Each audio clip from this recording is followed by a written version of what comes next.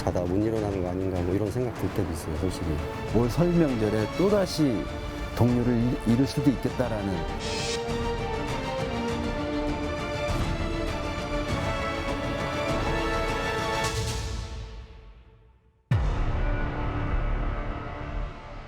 안녕하십니까, 김현선입니다. 대전, 세종, 충남 400만 지역민들의 시선과 목소리로 세상을 향해 질문하는 시사인디 세남. 오늘도 우리 지역의 다양한 이슈의 현장과 지역민들의 호소를 들어봅니다. 다음 주 설 명절을 앞두고 선물 택배 물량이 급증하고 있습니다. 모두가 즐거워야 할 명절을 앞두고 유독 이 시기가 두렵다고 호소하는 사람들이 있습니다. 그들의 절박한 사연을 따라가 봅니다. 안녕하세요. 저는 우체국에서 위탁택배원으로 일하고 있는 송지훈입니다. 지난해만 해도 16명의 택배기사님들이 과로사를 당하셨는데요. 저뿐만 아니라 다른 택배기사님들도 좀 더 나은 환경에서 근무할 수 있는 무슨 대책이 필요하지 않을까요?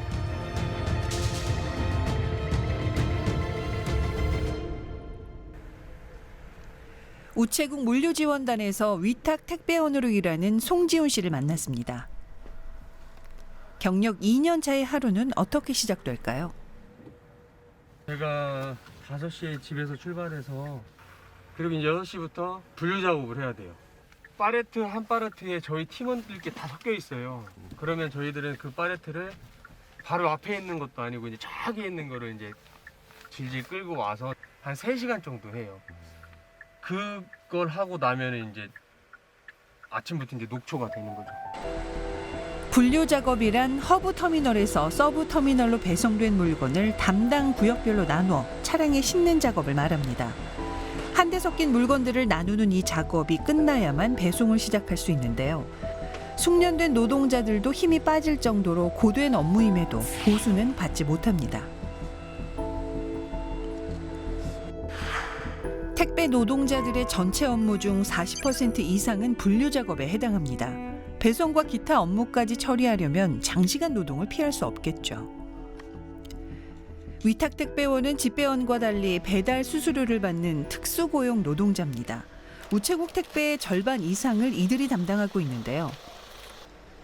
하루 처리해야 할 물량은 약 200개 정도. 송지훈 씨는 좁은 골목길에서 가다서다를 반복하며 택배를 빠르게 전달합니다. 아무래도 아파트보다는 주택이 힘들어요. 여기 눈 오면은 힘들고 여름에 주택을 이렇게 1시간, 2시간 하다 보면은 막 땀도 많이 나고 그럴 때는 막 좀 쉬고 싶죠. 근데 잠깐 쉬면은 그만큼 퇴근 시간이 늦어지니까 그래서 뛰는 것 같아요. 저뿐만 아니라 다른 분들도. 3층 맞죠? 예, 저 올라갈게요. 무거워요. 승강기가 없는 곳은 걷거나 뛰기의 연속입니다. 명절을 앞둔 요즘은 무거운 물건도 많아 더 힘들 수밖에 없습니다. 하지만 배송을 마치려면 시간 절약이 필수입니다. 쉬는 시간은 있으세요? 안 쉬죠. 쉬면은 집에 늦게 가니까 될 수 있으면 안 쉬려고 노력을 하는데 저희 점심도 잘 안 먹어요. 점심도 먹으면 한 30분, 1시간이라 저희 일하시는 분들, 먹는 분들 그렇게 많이 없을 거예요. 오전이지만 이미 6시간 넘게 일하는 중인데요. 피곤해도 지체할 수가 없습니다. 배송 건수가 곧 소득으로 연결되기 때문입니다. 사람들은 택배기사 힘들어도 돈 많이 벌지 이렇게 얘기하시는데 저희는 돈 벌어가지고 나가는 돈이 너무 많아요. 기름값 내야 돼, 차 수리해야 되지, 뭐 점심 먹어야 되지. 그 노란색 남바 아시죠? 네. 그리고 차. 그게 이제 있어야 일을 시작할 수가 있거든요. 그래서 이제 제가 노란색 남바 살 때 처음에 2,700만 원인가 주고 사가지고 차하고 해서 3, 4천 들어갔죠. 아파트 배송을 시작하면서 생각지 못한 지출도 추가됐습니다. 지하 주차장을 이용하기 위해 높이가 낮은 차량을 새로 구입했습니다. 못 들어가시는 분들은 저쪽에서 지금 분류를 하고 계실 거예요. 단지 내 안전 문제 등으로 지상 출입이 제한되면서 기존 차량을 이용할 경우 일일이 수레를 끌고 이동해야 합니다. 시간에 쫓길 수밖에 없겠죠. 고탑이라고 해서 차 안에 들어가서 이렇게 서 있을 수 있는 높이였습니다. 그럴 땐 허리도 덜 아프고 업무를 하는데 좀 수월했었는데, 제가 맡은 지역의 아파트가 지상으로 출입을 금지시키다 보니까 제가 이제 이 차를 새로 구입을 하게 됐어요. 근데 이 차 높이가 지금 2.15m예요. 제가 들어가서 작업을 하다 보면은 허리를 필 수가 없이 계속 움직이다 보니까 요즘에는 그냥 이게 지상에 서 있어도 허리에 통증이 좀 심해졌어요. 다른 택배 노동자들의 상황은 어떨까요? 9개월 차 민간 택배사에서 일하는 김현태 씨를 만났습니다. 아침 7시부터 점심때까지 분류 작업을 마치고 오후 배송에 나섰는데요. 물품을 접수하는 집화 작업 전에 모든 배송을 마쳐야 해서 잠시도 쉴 틈이 없습니다. 화요일부터 수요일 조금 체력이 괜찮은데 갈수록 좀 힘든 게 느껴져요. 계단 올라갈 때 정말 힘이 붙여가지고 좀 쉬고 싶고, 어쩔 때는 좀 이러다가 자다가 못 일어나는 거 아닌가 뭐 이런 생각 들 때도 있어요, 솔직히. 하루 10시간 이상 일을 하고 저녁 9시를 넘겨야 퇴근하는 날이 계속되면서 김현태 씨는 일상적으로 과로에 시달리고 있습니다. 하지만 소득과 고용이 불안정하기 때문에 무작정 일을 줄일 수도 없습니다. 택배 노동자들의 주간 평균 노동 시간을 조사한 결과에서도 평균 70시간 이상 일하는 것으로 나타났습니다. 코로나19 사태 이후에는 업무 시간이 30% 더 늘었습니다. 일단 일을 많이 하면 피로가 제일 먼저 옵니다. 근데 그 피로가 누적이 돼서 계속 그 피로는 내 몸의 신호인데, 내가 나보고 쉬라고 하는 그 신호를 무시하고 계속 근무 시간을 오래 하게 되는 경우에는 어느 순간에 내 심장과 내 몸이 영향이 오게 되는 거거든요. 그래서 이게 단순히 업무 시간만으로 규정될 수 있는 부분도 아니고, 그러니까 이게 물량이랑 모든 것들이 다 고려가 되는 상황에서 과로사가 이제 고려가 돼야 되는 부분이고. 짐을 정리하던 택배 기사가 그대로 바닥에 쓰러집니다. 병원으로 옮겨졌지만 의식을 찾지 못한 것으로 알려졌는데요. 택배 노조는 지난해에만 16명이 장시간 업무를 견디지 못해 과로사로 숨졌다고 추정합니다. 왜 이런 일이 근절되지 않을까요? 특수고용 노동자라는 이유로 원청인 택배회사하고 대리점에서 안전조치라든지 이런 과도한 노동 강요라든지 이런 것들이 좀 계속 지속되고 있는 것이 있는 거거든요. 그리고 사고가 안 나고 그리고 과로사로 사람이 죽어도 이거에 대해서 책임지지 않는 이런 제도적인 문제가 있을 수 있을 것 같고요. 또 하나는 욕심이라는 건 이익을 극대화하기 위해서 분류 작업이라는 원래 택배 노동자들이 하지 않아야 되는 노동을 강요하는 이런 문화 때문에 이런 안타까운 죽음이 이어지게 있는 거 아닌가. 지난 1월 국회에서 과로사 방지를 위한 생활물류법이 통과됐습니다. 하지만 분류작업 책임 조항이 빠지면서 택배 노동자들의 공분을 샀죠. 결국 이들은 총파업을 결심했습니다. 90% 넘는 우리 조합원들이 결의한 것은 올해 너무 힘들기도 했었고, 그리고 16분의 우리 동료가 돌아가셨고, 그래서 그리고 택배사에서도 개선한다고 하는데 여전히 말뿐이고, 그래서 더 이상 이렇게 가서는 올 설 명절에 또다시 동료를 잃을 수도 있겠다라는 그게 가장 컸고요. 택배 노동자와 사측 간의 갈등이 접점을 찾지 못하면서 노동자들이 유명무실한 과로사 대책을 개선해달라며 거리로 나섰습니다. 과로사 방지 대책에 극적으로 합의했습니다. 5차례에 걸친 회의와 비공식 면담 등을 거쳐 오늘 새벽 택배노사가 극적으로 합의를 이뤘습니다. 사회적 합의기구에서 택배 노동자 과로사 대책을 위한 1차 합의문이 발표됐습니다. 택배 노동자의 작업 범위를 규정하고 분류 전담 인원을 투입하는 등 불합리한 관행을 개선하는 내용이 담겼습니다.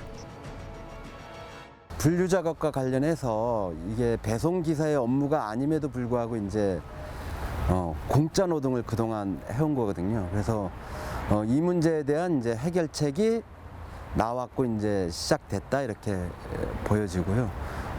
저희는 이번에 합의된 것에 대해서 노조에서는 환영하고, 그래서 1월 27일로 예정됐던 사회적 총파업을 일단 잠정 철회한 상황입니다. 좀 유의미한 내용들은 많이 있는데 말 그대로 합의이기 때문에 강제하기가 쉽지 않다는 거거든요. 합의를 지킬 수 있도록 이 합의가 이제 이후에 제도화될 수 있도록 하는 것도 좀 필요하다는 거죠. 선의만 믿고 진행하기에는 너무 많은 분들이 돌아가시고 힘든 상황이기 때문에 이 합의를 제도화할 수 있는 것까지는 이어져야 되고, 그리고 이 합의가 잘 지켜지는지 그 정부에서도 뭐 그 근로감독관이라든지 이런 관리를 정확히 해야 이루어질 수 있다는 거죠. 사회적 합의로 해결된 것 같았던 노사 간의 갈등. 하지만 6일 만에 우려했던 일이 현실로 드러났습니다. 택배 분류 작업에 대한 노사의 입장차를 좁히지 못한 것이죠. 결국 지난달 29일 택배 노조가 무기한 파업을 선언했습니다. 당장 2주 앞으로 다가온 설 명절을 앞두고 배송 차질이 빚어질 수 있는 상황이었습니다. 다행히 총파업 직전에 잠정 합의안이 도출됐고 택배 노동자들이 이를 받아들이면서 상황이 일단락됐습니다. 녹록치 않은 현실 속에서도 매일 배송에 나서는 택배 노동자들. 이들이 더 이상 살기 위한 투쟁에 내몰리지 않도록 안전한 근로 환경이 조성되길 바랍니다. 국민 여러분들의 관심과 사랑이 있어서 나름 뿌듯하고 보람된 시간을 많이 겪었습니다. 하지만 이 정책이 일회성 정책이 아니라 앞으로 관계기관 여러분들의 많은 관심으로 꾸준히 지속될 수 있는 정책으로 발전했으면 좋겠습니다. 택배 노동자들의 열악한 노동 환경은 그동안 반복적으로 지적되어 온 문제입니다. 네. 지난해만 해도 16명의 택배 노동자들이 과로사로 추정되는 죽음을 맞이했잖아요. 네. 새벽부터 밤늦게까지 하루 200여 개 이상, 명절 때는요, 뭐 300여 개 이상의 물량을 이제 배달을 해야 하는데 이게 어느 정도의 물량일지 뭐 단순히 이제 계산을 해 보면요. 하루에 10시간을 일하는 택배 노동자가 있다 했을 때 하루 260건을 배송을 한다고 한다면 택배 한 건당 1.15분 만에 배송을 마쳐야 하는 겁니다. 예. 가능하지 않은 거죠, 이거는. 네. 네. 택배 노동자들의 주간 평균 근로시간이 70시간이 넘는다고 합니다. 이게 주 52시간제가 도입된 이 요즘 시기에 특수 형태 근로 종사자에 해당하시기 때문에 근로기준법 적용 대상이 아니신 거죠. 그럼 이분들은 또 택배 물량이 줄어들면 그게 수익이 없어진다. 이런 구조로 바로 연결되는 거기 때문에 수입을 유지하기 위해서는 일을 더 해야 되는 이런 악순환의 구조에 놓이실 수밖에 없는 환경인 거죠. 예. 이런 문제가 심각하다 보니까 최근에 택배 종사자 과로 대책 사회적 합의 기구도 만들어졌고요. 그래서 합의안이 도출이 됐는데 이제 그게 얼마나 현장에서 실효성이 있게 작동하느냐 이 문제가 또 제기되고 있는 거잖아요. 그렇죠. 그 부분이 이제 문제인 예. 거죠. 그러다 보니까 합의가 이루어진 후에도 뭐 합의문 파기와 또 재파업 이런 상황으로 반복이 됐었던 건데 앞으로 이렇게 정부와 택배 노사가 합의한 이런 사항들이 좀 충실히 이행될 수 없을지, 좀 강제할 수 없을지 이걸 고민해봐야 하지 않을까 싶어요. 사측에서 노조로 인정하지 않기 때문에 이런 문제가 생기는 거 아닌가 싶습니다. 근로기준법상 근로자가 아니라고 해서 노동조합법상 노동자가 아닌 것은 아닙니다. 그러니까 노동조합법상은 헌법이 보장되는 노동 3권이 인정되는 근로자가 맞거든요. 그렇기 때문에 노조의 그 법적 강제력도 사실 인정될 수도 있는 상황이에요. 예. 택배 노조는 2017년 11월에 노동조합 설립 신고를 해가지고 인정받은 적이 있고 서울행정법원에서는 근로자의 그 노동 3권은 인정된다는 취지로 판결도 있었거든요. 그렇기 때문에 아까 말씀드렸다시피 근로자가 맞는데 사측에서는 이런 입장이 아니기 때문에 이렇게 사회적 합의기구에서 논의를 하고 있는 거고 그 강제성이 인정이 아직 안 되는 이런 상황이 되는 거죠. 예. 노동자성도 얘기해 주셨는데 정말 빠르게 변하는 시대 속에 우리가 살고 있잖아요. 그만큼 우리가 일하는 환경 방식도 다양하게 또 빠르게 변화하고 있습니다. 네. 우리가 뭐 좋아하는 국제적 기준이라는 네네. 거, 우리도 이제 새로운 국제적 기준에 맞는 노동자성에 대한 좀 폭넓은 고민, 그다음 합의 있어야 되지 않을까 생각이 네. 듭니다. 또다시 극적 합의로 다행스럽게 합의안이 마련된 상황입니다. 진전이 없었던 택배 노동자 과로사 대책이 이제 막 한 걸음을 내딛었다고 생각합니다. 앞으로 이들이 좀 더 안전하게 일할 수 있는 환경이 만들어지길 저희도 끝까지 함께 관심을 갖고 지켜보겠습니다.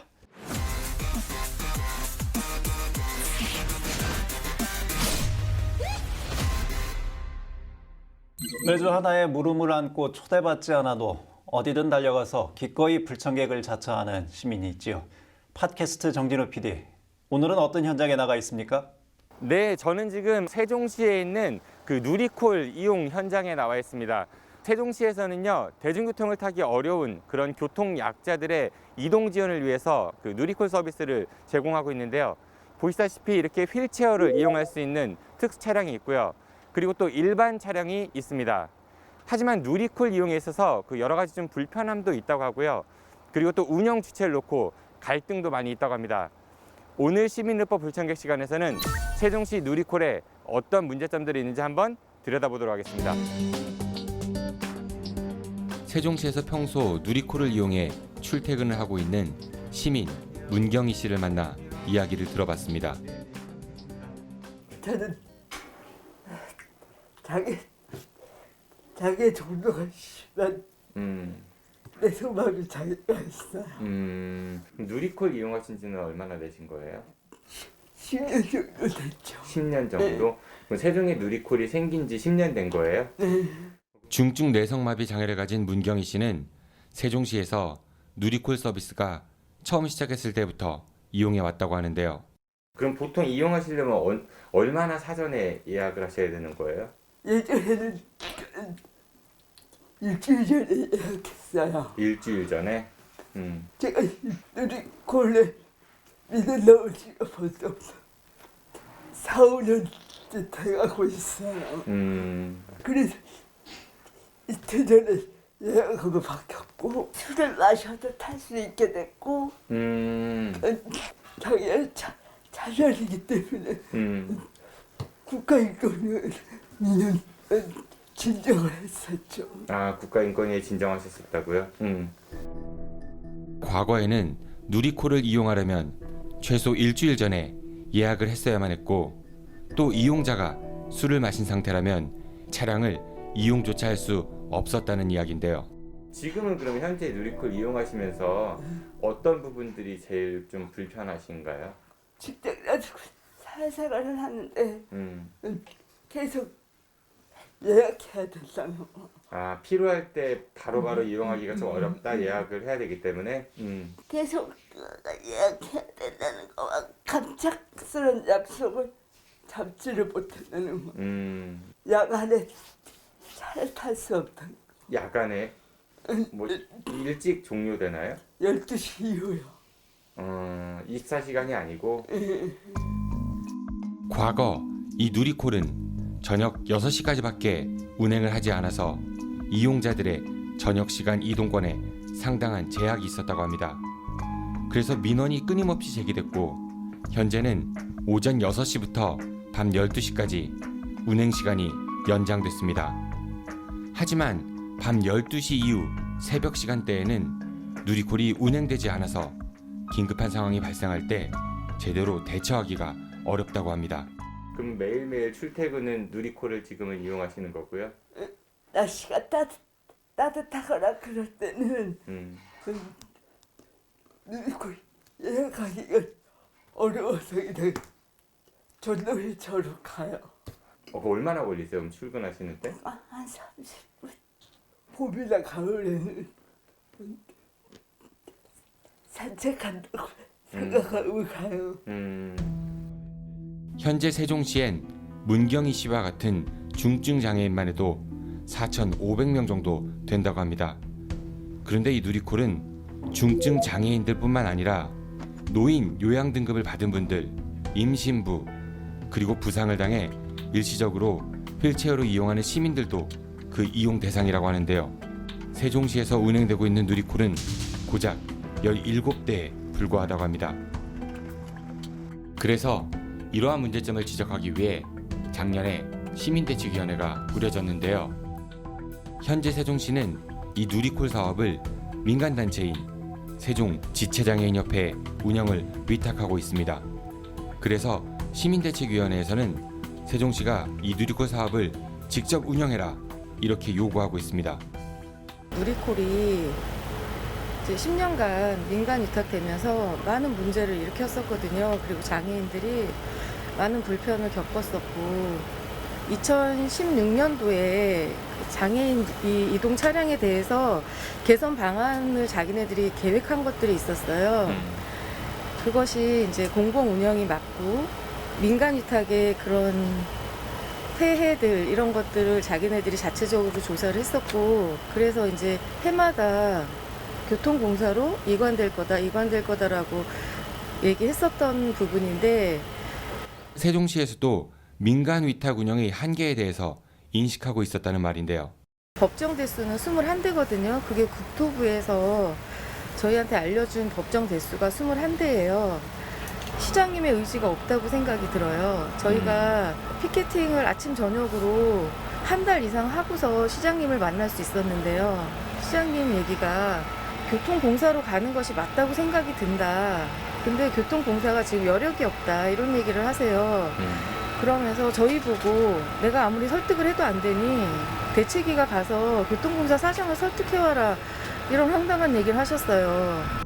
행정기관의 최고 책임자가 오히려 시민들에게 산하기관을 설득해달라고 요청했다니 정말 이해하기 힘든 처사인 것 같습니다. 네, 그렇다면 이런 상황에 대해 세종시에서는 어떤 입장을 가지고 있는지 한번 들어보도록 하겠습니다.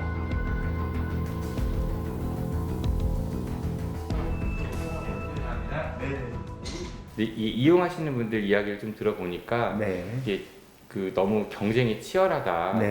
그래서 즉시콜도 이용하기가 좀 만만치가 않고 또 예약도 좀 힘들고 그래서 좀 대수가 좀 더 많이 늘어나야 되지 않느냐 뭐 이런 얘기도 하시는 것 같아요.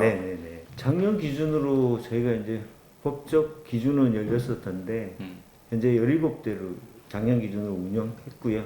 5대 더 구매를 해서 이제 서비스에 투입하려고 이제 올해 준비를 하고 있습니다. 세종시에서는 올해 순차적으로 총 5대를 더 증차해서 누리콜을 운영할 계획을 가지고 있다. 이런 말인데요. 천막 치신 분들 있잖아요. 말씀 아마 국장님께서도 들어보셨을 것 같은데 다 공공의 영역에서 담당을 하고 있는데 왜 유독 이 장애인 교통약자 이동 지원 수단만 공공의 영역이 아닌 민간 위탁을 주려고 하느냐 뭐 이런 지적인 것 같아요. 규모가 그렇게 크지 않았기 때문에 뭐 공공에서 하나 뭐 민간에서 하나 이제 큰 차이가 없었거든요. 공공에서 운영하실 계획은 그러면 없으신가요, 현재로서는? 지금 현재는 좀 여력이 없다는 이제 의견을 받아서 적절한 시점이 지금이냐에 대한 부분은 좀 더 고민을 해야 되는 문제라고 생각합니다. 그러니까 사전에 미리 예약을 하지 않으면 이용하기가 어렵다라는 얘기잖아요. 예. 글쎄요, 뭐 필요할 때 바로바로 이용할 수 있어야 그것이 이제 교통약자들이 이동수단을 별도로 운영하는 본래의 취지와 목적이지 않을까 싶은데 만약에 이용 시간을 보면은 내가 만약에 늦은 밤 또 새벽 시간대 아프다 어떻게 이용을 할 수가 없는 거잖아요. 이렇게 돌발적인 상황에서 특히나 그 대처가 수월하지 않은 교통약자들을 위해서라도 정말 그때그때 콜해서 이용할 수 있는 시스템이 마련이 돼야 하는 거죠. 아까 화면에서 예전엔 음주를 했을 땐 이용할 수 없었어요. 이런 내용 본 것 같거든요. 물론 지금은 아니지만 그 말씀 듣고 또 깜짝 놀랐어요. 이건 잘못된 사회적 인식이 아닌가. 어딜 가는지 뭐 이런 목적이 중요한 게 아니고 교통수단을 이용해서 갈 수 있다. 이게 중요한 거거든요. 누구나 언제든 어디든 갈 수 있는 건데 그런 게 또 평범한 일상이고 이런 거를 보호해줘야 되지 않나. 교통약자라고 해서 평범한 일상을 누릴 수 없는 건 아니잖아요. 이런 생각이 들었습니다. 현재 세종시에서 운영되고 있는 누리콜이 17대라고 합니다. 올해 또 증차 계획을 발표했다고는 하지만 여전히 이용자들이 이제 부족함을 호소하고 있는 상황이고요. 게다가 세종시의 소극적 행정으로 인해서 또 다른 갈등이 불거지고 있다고 하는데 한 걸음 더 들어가 보도록 하겠습니다. 민간 위탁을 하면서 여러 문제점들이 나타나자 세종시에서는 이 누리콜 사업을 도시교통공사에 한시적으로 운영을 맡긴 뒤 문제점을 보완해 직접 운영하는 방안을 검토 중이라고 하는데요. 하지만 여기에도 여러 문제점은 있어 보였습니다. 교통공사가 지금 뭐 민간 위탁 방식으로 하게 되면 한 3년을 이제 공사에서 위탁 운영을 해보고 현실적인 문제는 없고 효율성이 좀 높다고 이제 판단이 되면은 자연스럽게 이제 공사가 맡아서 하는 방향으로 이제 그렇게 지금 최종 저희는 이제 좀 검토를 하는 거거든요.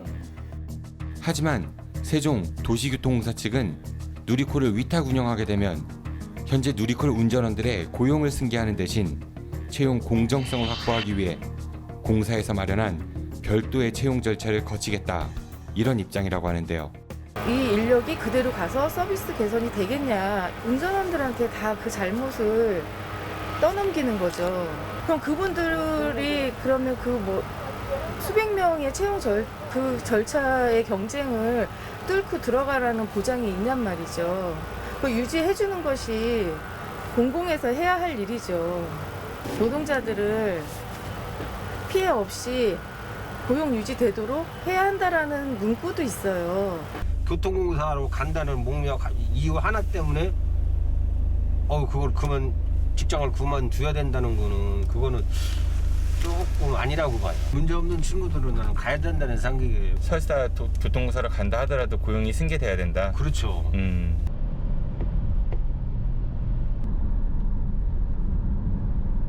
그렇다면 세종에서 9년째 이 사업을 위탁받아 운영하고 있는 세종지체장애인협회에서는 어떤 이야기를 하는지 한번 들어보도록 하겠습니다.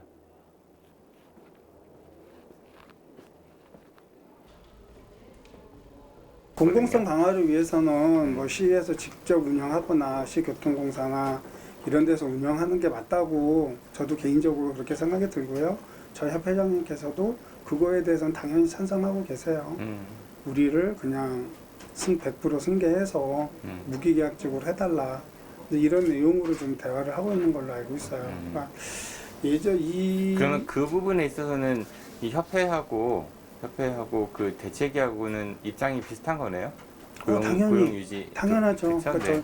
그런데 세종시는 우리는 아직 준비가 안 됐다, 뭐 이런 얘기를 하고 있고. 누리콜 이용자들이나 시민대책위원회, 그리고 현재 이 사업을 민간 위탁받아 운영하고 있는 세종지체장애인협회 모두 세종시가 누리콜을 직접 운영하고 또 현재 운전원들의 고용 승계도 보장해줘야 된다, 이런 이야기를 하고 있는데요. 모두가 바라고 있는 누리콜 공공운영. 하지만 세종시에선 여전히 소극적인 입장을 보이고 있습니다. 공사에서는 적어도 이 정도는 자기들이 이제 좀 보장을 받아야지 이거를 이제 인수하더라도 원활하게 운영할 수 있겠다는 의견이었고요. 이걸 잘못 받아서 이제 본연의 업무에 이제 영향을 끼칠까봐 그런 부분이 제일 우려를 하고 있고요. 공사로서는 그게 당연하다고 생각하고, 그래서 저희들도 이제 그 부분에 대해서 힘스럽게 접근하고 있습니다. 행정수도 완성이라는 큰 틀 아래 현재 세종시에서는 천문학적인 예산 지원을 받아 여러 가지 사업들이 역동적으로 펼쳐지고 있습니다. 그리고 세종시는 스마트 시티를 천명하면서 대한민국 미래 도시의 표본이 되겠다, 이렇게 이야기하고 있는데요. 세종시가 진정한 행복 도시로 나가기 위해서는 이런 소수의 시민들을 위해서 보다 따뜻한 행정을 펼쳐야 되지 않을까요?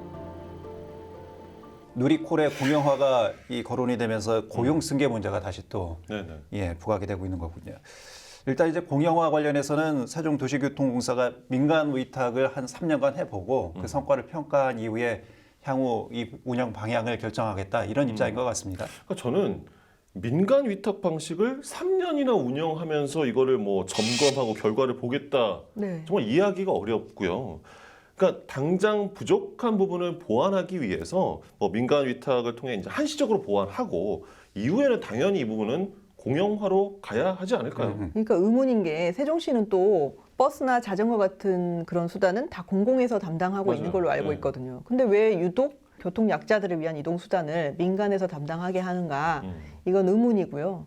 장애인이나 노약자, 임산부 같은 교통약자들에 대한 배려를 좀 더 해야 되지 않나, 이건 소극적이구나, 이런 생각이 듭니다. 어쨌든 세종시는 지난 28일에 교통 관련 정책을 발표하면서 이 장애인의 이동 편의를 위해서 바우처 택시 제도를 도입하겠다, 이렇게 밝혔습니다. 과연 얼마나 효과적인 정책이 될지, 현재 누리콜이 안고 있는 문제의 원활한 해결이 우선순위가 아닐지 다시 한번 따져 묻지 않을 수가 없습니다. 지금 여러분은 시사인 대선암과 함께하고 계십니다.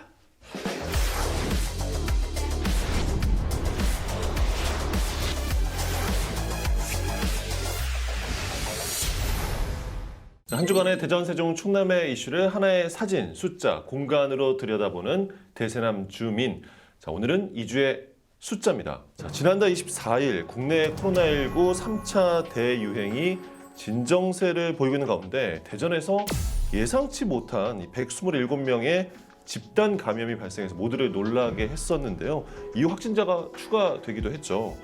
대전 중구 대용동에 있는 IEM 국제학교, 이 IEM 선교회라는 곳에서 운영하는 소위 미인가 교육시설입니다. 127명의 집단 감염이 발생했는데 교육청 그리고 대전시 중구청 모두 이 시설에 대해서 잘 몰랐다. 그래서 해당 시설에 대한 관리 감독 권한이 과연 그러면 누구한테 있느냐.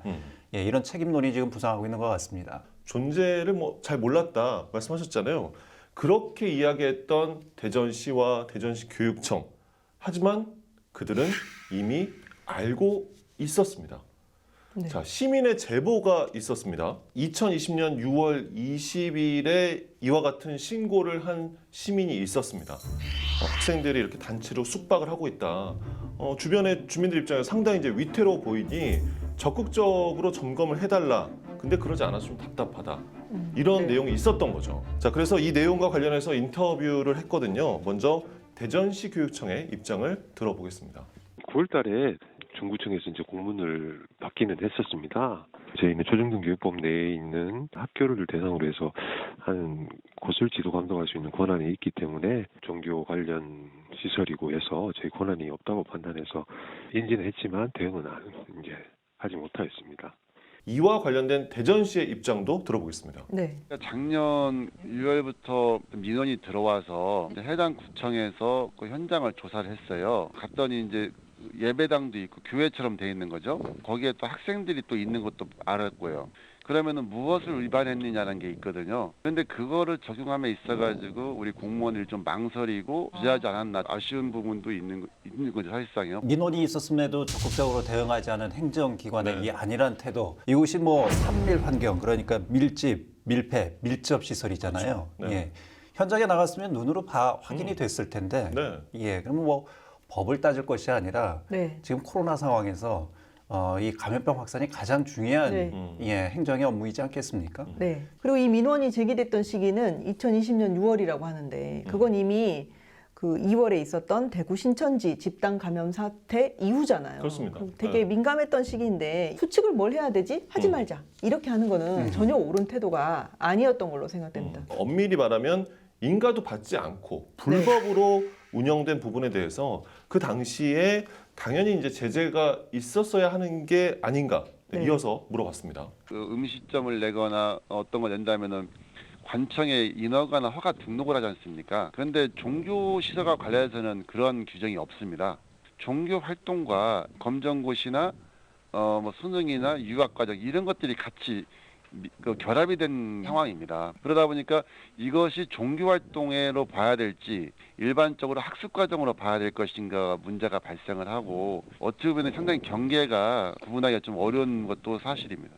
지하에 식당이 있고 또 기숙생활을 하더라도 종교시설이기 때문에 이를 규제할 수 있는 법이 없다. 이런 얘기입니다만 이곳에서 학생들에게 돈을 받고 이 시설을 운영한 것으로 나타났잖아요. 네. 그럼 이걸 종교시설로 봐야 됩니까? 제 생각에는 검정고시하고 대입 준비를 했던 어떤 돈을 받았던 기숙시설입니다. 그러면 이거는 학원관련법 위반 사항이 아닌지 이 부분을 검토했어야 되는 걸로 생각되고요. 또 일정 규모 이상의 인원에게 상당 시간 급식을 제공했다. 이거는 구청에 신고하거나 어떤 시설, 급식시설 등록 이런 게 필요한 사항으로 생각이 되는데 이걸 미이행했기 때문에 식품위생법 위반 사항인지를 당연히 검토해야 된다고 생각합니다. 그 IEM 국제학교와 같은 유형의 이제 소위 미인가 시설에 대한 전수조사 분명히 필요하겠죠. 자, 관련한 앞으로의 대응 방안 들어보겠습니다. 27일 날 대전광역시장 그다음에 교육감, 경찰청장 세 분이서 모여서 대응을 하자는 쪽으로 의견이 모아졌고요. 전체적으로 어떤 시설이 있는지를 알게 되면은 우리 교육청 쪽과 실무협의회를 구성해서 같이 추진하기로 했습니다. 가장 중요한 게 현장을 가장 잘 아는 분들이 중요하지 않습니까? 또 주민센터에 보면은 각 통장님들이 계세요. 그래서 우선적으로 저희가 이제 파악한 것은 그 네트워크를 동원해가지고 동사무소를 통해서 각자의 그 지역사회에서 저희가 이제 수집을 한 것이라고 보시면 될 것 같아요. 추가적으로 우리가 이제 경찰청 통해서 이제 받은 것도 있고 저희가 합쳐가지고 관리하고 있습니다. 1차 조사를 통해 현재 파악된 이제 지역의 현황 보면 미인가 시설이 24개소입니다. 종교시설 관련이 17개소, 또 개인이나 단체가 운영하는 대안학교가 7개소인데 코로나 전수 검사를 이제 요청한 상태입니다. 지난해 6월에 민원이 있었을 때 제대로 전수조사 그리고 또 조치를 취했더라면 이런 사태까지는 이르지 않았을까? 맞습니다. 예. 지난해 6월에 그 민원을 올린 이분 저희 제작진과 연락이 닿았고 이번에 메일을 받았습니다. 제가 이제 출력해 왔는데요. 시민들도 문제를 아는데 공무원들이 문제를 모르고 있었다. 너무 답답했다. 탁상 행정이 좀 아쉽다. 막을 수 있었음에도 불구하고 막지 못한 것이 공무원들의 무능함의 결과가 아니냐 이런 따끔한 지적을 해 주셨습니다. 정말 이제 적극적인 능동적인 행정 조치를 취했더라면 이 133 이주의 숫자는 없는 숫자일 수도 있지 않았을까요?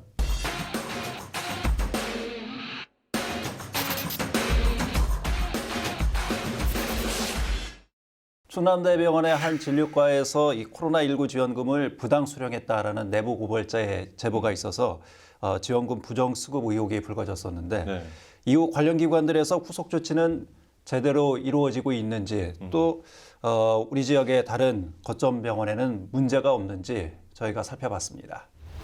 정부는 지난해 11월 3, 4차 추경 예산에 편성한 교육훈련비 299억 원을 자치단체에 내려보냈습니다. 지난해 상반기 방역 업무에 힘쓴 의료진에게 나눠주는 사실상 격려금입니다. 지난해 1월부터 5월까지 코로나 확진 환자 병동과 선별 진료소에서 근무했던 의료 인력에게 지급된 지원금은 각 거점 병원이 작성한 명단을 바탕으로 대전시가 선 지급하고 각 병원에서 해당 인력에게 전달하는 방식으로 운영됐습니다. 충남대 병원도 대전시 관내 코로나19 거점 전담병원으로 대전시를 통해 2억 8천여만 원의 지원금을 수령했습니다. 그런데 충남대병원의 지원금 수급 과정에 문제가 있었습니다. 이 지원금이 코로나가 발생하고 나서 5월까지 일한 부분에 대해서 의료진들에게 지급한 걸로 알고 있거든요. 그런데 이 명단 좀 보세요. 여기 보면 이 친구들은 그때 입사하기 전이었거든요. 그러니까 그때 일하지도 않은 친구들 이름을 올려서 돈을 더 받은 거죠. 대상 기간 중 근무하지 않았던 신입 직원 10명을 포함 12명의 인원이 허위 기재된 겁니다. 부당 수령한 금액은 총 1,050만 원입니다.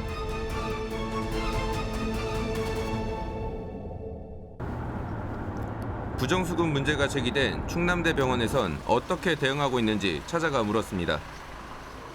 사전에 분명히 저희는 알고 있었어요. 그거에 맞춰서 특별검사를 하고 있는 거예요. 저희가 일부러 더 타려고 했다 이거는 솔직히 안 맞는 것 같아요. 고의성이 있었다고 그러면 이렇게 했을까요? 뭔가 그 오류가 있었던 것 같아요. 하지만 단순 오류로 보기엔 석연치 않은 점이 있습니다. 제보 내용엔 조건에 해당되지 않는 신입사원들에게까지 임의로 지원금을 나누겠다는 대화가 담겨 있었습니다. 문제는 이뿐만이 아니었습니다. 과에서 개인이 받은 지원금에서 50% 정도를 과비로 기부받아서 과 회식이나 공통 물품을 구입하자는 얘기도 했어요. 기부금이 너무 커서 혼란스러워지니까 이걸 40%로 할지 30%로 할지 투표도 하고 기부금을 자의적으로 낸다는 동의서까지 작성시켰어요.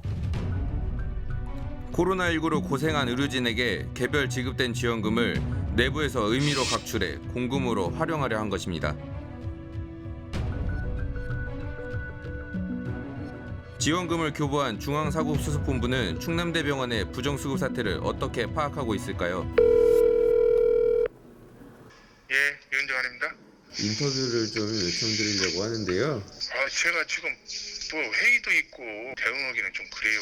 전화 인터뷰로 하시죠. 선 지급한 다음에 그 지자체에서 후 검증하는 걸로 알고 있어요. 그 당시에 3개월 내에 빨리 지급하라는 게 당시 사회적 분위기였어요. 고생하는 코로나19 대응 의료진의 노후 보상을 위한 것이기 때문에 조속한 시일 내에 지급해라. 이게 지금 내부 고발 전까지는 이 부정수급 문제를 전혀 인지하지 못하고 계셨던 거죠? 모르죠. 저 집행되는 부분에 대해서는 부적정한 사용이 만약에 개인적이든 뭐 집단이든 기관이든 그런 행위가 이루어진다고 하면은 그건 사후적인 감사나 아니면은 뭐 모니터링이나 이런 걸 통해서 해야겠죠. 사전적으로 하는 것은 뭐 뚜렷한 가이드라인과 집행 지침을 주는 것이고. 그렇다면 지원금 지급의 판단 기준이 되는 자료는 구체적이었을까요? 요청을 했을 당시에는 명단을 요청한 게 아니고 러프하게 근무 인원하고 총 근무 시간을 보내달라고 그랬었거든요. 충남대병원이 제출했던 지원금 대상자 자료입니다. 근무자의 신원은 없이 근무 일수와 근무 인원만이 정리돼 있습니다. 정확한 근무자를 파악하는데 문제는 없는 걸까요? 지금 이제 지원할 때 그 양식을 보면 그냥 너무 단순해요. 그러니까 병원에서 얼마든지 그거는 조작이 가능하고요. 또 조작을 한다 할지라도 사실은 그것을 담당하는 지자체의 어떤 감사관이 그것을 찾아낼 수 있는 방법이 없습니다. 그래서 지금 현재는 어떻게 보면 병원의 어떤 그 스스로의 청렴을 요구할 수밖에 없는 이제 그런 구조이기 때문에 이런 문제들이 수시로 나타날 수 있고 이건 어떻게 보면 이제 큰 범죄 행위다 이렇게 볼 수도 있는 거죠. 거점 전담병원의 지원금 집행을 점검 관리하는 대전시청을 찾았습니다. 저희도 그거는 현장 가서 일부 확인을 했거든요. 그런데 하는 과정에서 그 시간이 너무 촉박해서 현재 근무하고 있는 사람들을 대상으로 산출을 했다고 하더라고요. 받은 격려금을 일부 수거해서 공금화하려고 했던 것도 있던데 저희가 1차 조사를 갔을 때 우리는 이걸 돈을 회수해서 공금을 쓸 거야 라고 그런 얘기를 안 하면은 저희는 조치를 취할 사항이 없어요. 지원금을 빨리 전달하기 위해 검증 절차를 미룬 것이 허점이 된 겁니다. 다른 거점 전담병원은 문제가 없는지 확인해 봤습니다. 상식적으로 순대에서 입사하지도 않은 사람이 어떻게 농가에 들어갔지라는 의구심을 좀 갖게 된 건데 막 그냥 저희처럼 그 목표를 본 게 아니라 그냥 막 넣었다면 그럴 수도 있겠구나. 그럼 보훈병원은 지금 현재 명단을 제출했을 때 근무표까지 같이 내는 거예요, 아니면? 혹시 한 번 확인해 줄 수 있나요? 처음에 어떤 식으로 했는지? 하지만 확인을 위해 통화하는 과정에서 새로운 사실이 발견됩니다. 남아서 보이고 그러면 처음에 냈을 때 우리가 잘못 계산해서 많이 받았다가 다시 따져보니까 적게 지급해서 남는 걸 돌려준다는 거야? 이 내용은 뭐냐면 네, 금액 조정이 있었나 보네요. 이제 우리가 명단을 냈을 거 하잖아요. 107명이 며칠 근무했나 했는데 돈을 받고 이제 다시 따져보니까 저희는 좀 더 받아서 이거를 2021년 정산 때 반납하라고 주는 거죠. 제출한 자료를 검토하는 과정에서 오류를 발견했다는 건데요. 지원금 해당 기간 근무자들의 근무일수에 실수가 있었다는 겁니다. 충남대병원과 대전 보훈병원의 사례를 보면 같은 문제가 반복되고 있다는 것을 알 수 있었습니다. 그렇다면 나머지 거점병원에 대해서도 조사가 이뤄지고 있는 걸까요? 지금은 그 다른 네 군데 거점병원에 대해서 그 자료를 일단 받았습니다. 이제 보조금 정산을 정식으로 받은 건 아니고 일단 자료를 받아서 그거를 그냥 근무일지랑 같이 왔으니까 병원 측에서 적정하게 지급이 됐는지 체크가 됐는지 그걸 지금 확인하고 있고요. 한 1년 전에 일어났던 근무를 가지고서 이제 일일이 근무를 했나 안 했나, 그러니까 코로나19 대응 치료하는데 투입이 된 인력인가 아닌가를 다 확인을 해야 되는 과정이니까 상당히 어렵긴 하죠. 근데 이제 이 업무 하나를 가지고 뭐 인력을 보강해 줄 수는 없고. 근데 지금 어떻게 보면 다 지금 좀 회피를 하고 있는 것 같아요. 지자체는 인력이 없다는 이유로 회피하고 있는 거고, 또 병원에서는 급하게 우리는 너무 그걸 하다 보니까 이런 문제가 발생했다. 그렇지만은 뭐 우리도 여러 가지 사정 때문에 어쩔 수가 없었다. 이제라도 바로 잡을 테니까 그냥 이렇게 넘어가자. 뭐 이런 식으로 이제 진행될 수밖에 없을 것 같아요. 앞으로 차후에 뭐 어떤 여러 가지 정부의 어떤 뭐 지원 사업이라든지 이런 데에서는 또 불이익을 주는 것이 저는 마땅하게 생각을 하는 거거든요. 코로나 방역 그 최전선엔 의료진의 희생과 헌신이 있었습니다. 위험을 무릅쓰고 국민을 지켜온 의료진의 사명감이 빗바래지 않도록 철저한 검증과 대처를 통해 투명한 제도가 마련돼야 할 것입니다. 코로나19 지원금이 이제 고생한 의료진의 격려 차원에서 지원이 됐던 거잖아요. 워낙 이제 신속한 집행에 초점을 맞추다 보니까 선지급 후검증 시스템을 이용을 했는데 이게 이제 결국은 문제의 발단이 된 것 같습니다. 그렇습니다. 충남대학교 병원에서는 자체적으로 특별감사를 진행하겠다. 그렇게 해서 부정을 바로잡겠다. 이런 입장이었는데요. 엄격한 조치가 또 있어야 되지 않을까 싶은데요. 일단 10일간의 감사 결과를 지난달 28일에 발표를 했습니다. 보면요. 총 12명의 부정수급자가 밝혀졌고요.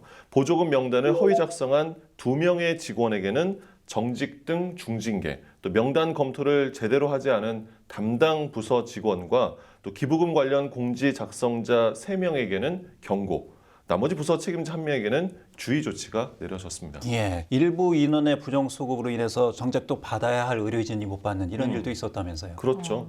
일을 하고도 이 지원금을 받지 못한 직원 25명이 이제 추가로 나왔습니다. 이번 감사와 관련해서 일단 이번 지원금 부정 수령에 대해서는 이제 유감을 표했고 지원금을 받지 못한 이 25명의 의료진이 지원금을 받을 수 있도록 조치를 취했다고 합니다. 예. 코로나19로 고생한 의료진들을 위한 격려 취지에서 시작된 지원금인데 자칫 이번 일로 인해서 1년이 넘게 고생과 희생을 감내한 의료진의 그 마음이 다치고 꺾이는 일이 없길 바랍니다. 네. 한국의 사회 갈등 수치는 OECD 국가 중 6번째로 심각한 수준입니다. 갈등으로 인한 사회적 비용의 손실도 막대하죠. 누군가는 민주주의 사회에서 다양한 의견이 대립하는 갈등은 피할 수 없는 요소라고 말합니다. 그러나 해결되지 못한 과도한 갈등은 결국 서로 간의 신뢰를 무너뜨리고 사회의 균형을 흔듭니다. 사회 곳곳 신뢰가 무너진 자리, 이제 그 자리에 상대의 입장을 헤아리는 공감과 경청의 마음을 먼저 쌓아 올려야 하지 않을까 싶습니다. 다음 주에 뵙겠습니다.